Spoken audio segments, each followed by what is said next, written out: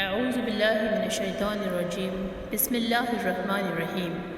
سورہ انفطار میں اللہ تعالیٰ قیامت کے دن کا منظر پیش کرتے ہوئے فرماتے ہیں، اذا السماء انفطرت، جب آسمان پھٹ جائے گا، واذا الکواکب انتثرت، اور جب تارے بکھیر دیے جائیں گے، واذا البحار فجرت، اور جب سمندر پھاڑ دیے جائیں گے، وَإِذَا الْقُبُورُ بُعْثِرَتْ، اور جب قبریں کھول دی جائیں گی،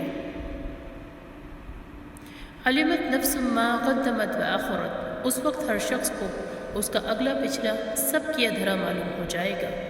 یا ایھا الانسان ما غرک بربک الکریم، اے انسان کس چیز نے تجھے اپنے اس رب کریم کی طرف سے دھوکے میں ڈال رکھا ہے؟ الذی خلقک فسواک فعدلک، جس نے تجھے پیدا کیا، تجھے درست کیا، تجھے متناسب کیا، فی ای صورت ما شاء رکبک، اور جس صورت میں چاہا تجھ کو جوڑ دیا۔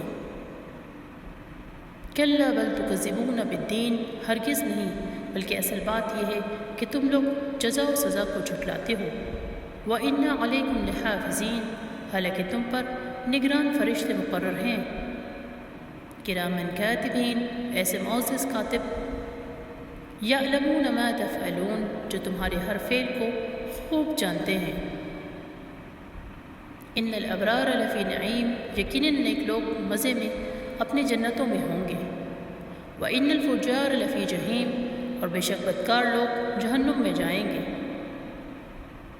یصلونھا یوم الدین، جزا کے دن وہ اس میں داخل ہوں گے۔